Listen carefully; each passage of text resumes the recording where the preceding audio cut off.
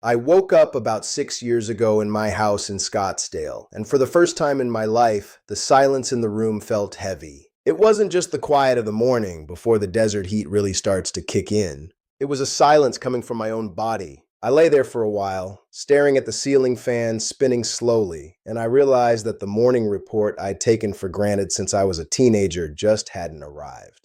It had been fading for a while, becoming more of a suggestion than a reality, but that morning it was just gone. I felt a hollow kind of anxiety in my chest, the kind you get when you're a sales executive and you realize you've just lost your biggest account and you have no idea how to explain it to the board.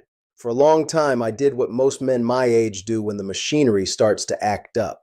I looked the other way. I told myself it was just the stress of the travel, the constant flights between Phoenix and Chicago, or the fact that I was pushing 60 and the body eventually just runs out of warranty. I made excuses to Alyssa, telling her I was just tired from the gym or that my head was still at the office. But the truth was, I was scared. I felt like a version of myself was disappearing, and I was being replaced by a man who was just going through the motions. I felt less capable, less confident, and honestly, a bit like I was losing my seat at the table of my own life. I spent years in that state of quiet resignation. I thought that being 60 meant accepting a slow fade into the background. I thought that the energy and the physical responsiveness I used to have were just relics of a younger man I didn't recognize anymore. I tried the quick fixes, the stuff you pick up at a pharmacy with a prescription that makes you feel like a patient instead of a man, but those things felt artificial. They were like a temporary patch on a high-pressure line that was already corroding. They didn't fix the underlying infrastructure. They just forced a result that my body wasn't naturally ready to give.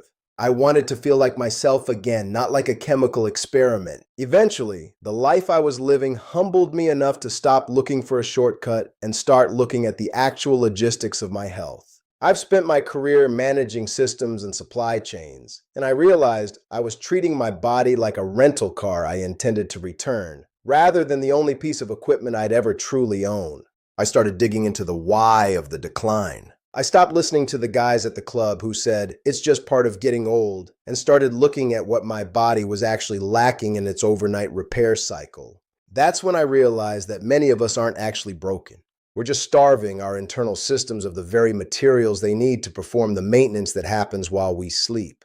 I discovered that the lack of that morning response, what I call the morning power, isn't just a sign of age. It's a diagnostic report. It's your body telling you that the blood vessels are stiff, the hormones are low, and the nervous system is too jammed up to send the right signals. And the most interesting thing I learned was that much of this repair work is gated by simple, natural nutrients that we're almost all deficient in by the time we cross 50. I started experimenting with a specific protocol of vitamins taken right before bed, focusing on the hours when the body is supposed to be rebuilding its inventory. The first thing I had to address was what I call the catalyst for the whole system, vitamin D. Now, as a guy living in Arizona, I thought I had plenty of sunshine, but I learned that after 50, our skin just isn't as efficient at converting that light into the hormone-like support our bodies need. I was running on empty without even knowing it. Vitamin D is the primary fuel for testosterone production. It's the manager of the warehouse. Without it, the production lines for your desire, your stamina, and your confidence just shut down. When I started supplementing with it, I didn't just feel it in the bedroom. I felt it in my mood and my energy levels at 4 in the afternoon when I used to hit a wall. But there's a trick to it that most people miss, and it's a logistics error.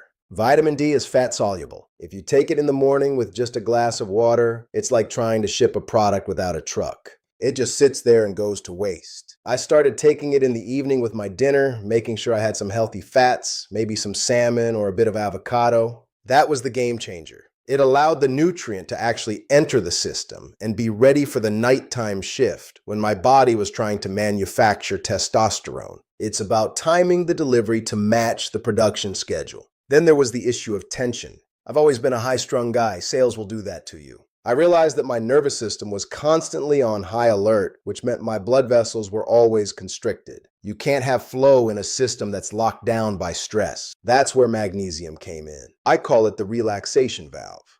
Most men our age are severely lacking in it, and it shows up as restless sleep, leg cramps, and a general inability to downshift at night. Magnesium helps the smooth muscles in the arteries relax. It's like putting oil on a rusty hinge. It allows the circulation to move freely again. I started taking magnesium right before I turned out the lights. I noticed that my sleep became deeper, more restorative. And since we know that testosterone peaks during deep sleep, the logic is simple. Better sleep equals more power in the morning. I stopped waking up 3 times a night to check my phone or go to the bathroom. I was finally giving my body the environment it needed to do its job.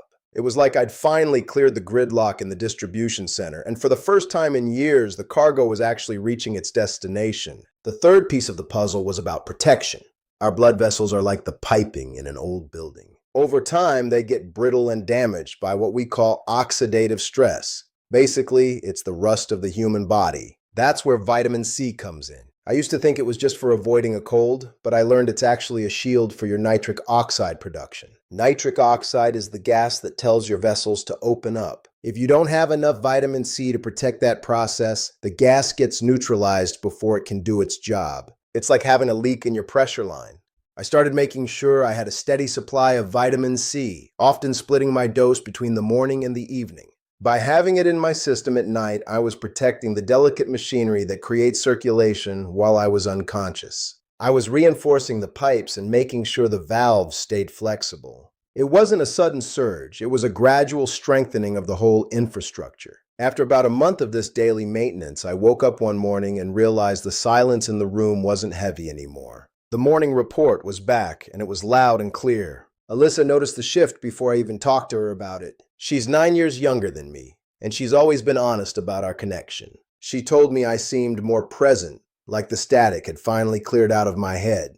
And she was right. When you stop worrying about whether your body is going to fail you, you can finally focus on the person across from you. You can stop playing defense and start living again.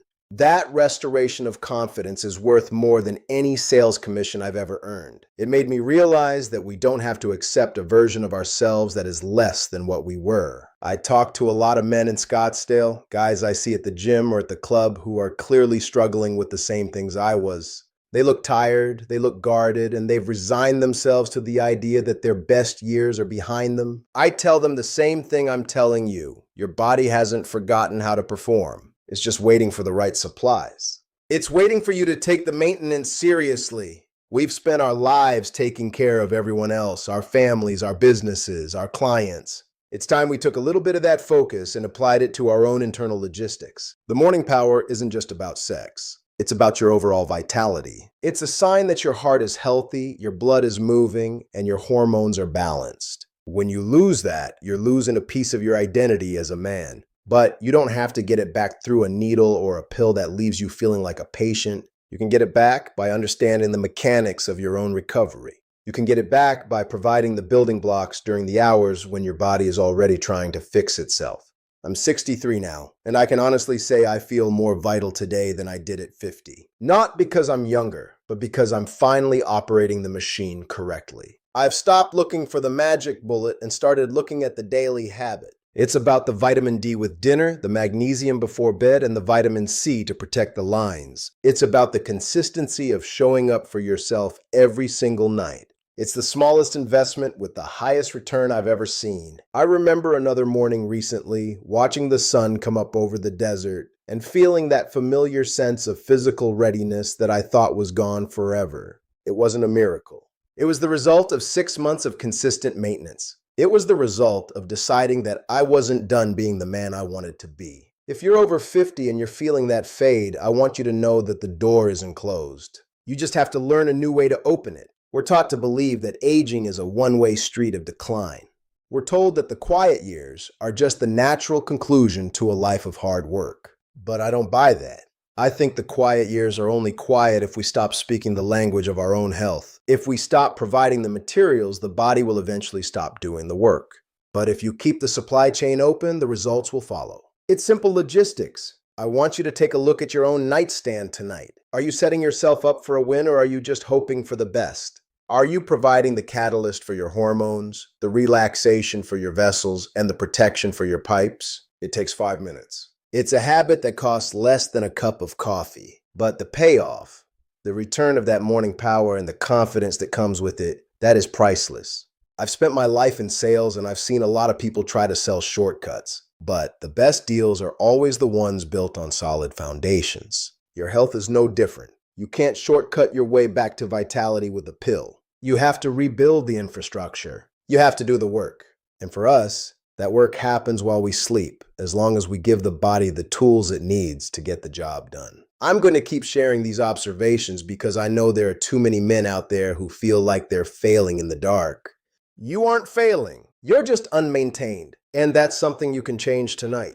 You don't need a doctor's permission to take care of your own nutrition. You don't need a shot to feel like a man again. You just need to understand how the machinery works and give it the respect it deserves. Take a look at your own ritual. Maybe it's right after you brush your teeth or right before you climb into bed. Make it part of the contract you have with yourself. I'm 63, and I'm telling you, the view from this side of 60 is a lot better when you've got the power back in your mornings. It's a different kind of strength. It's a quiet, reliable confidence that comes from knowing you're in control. I'll be here continuing to map out this road as I go. I don't have all the answers, but I've got a few that have changed my life, and I think they can change yours too. It's about the habit. It's about the maintenance. It's about staying in the game as long as you possibly can. I'll see you in the next one. Take care of yourself.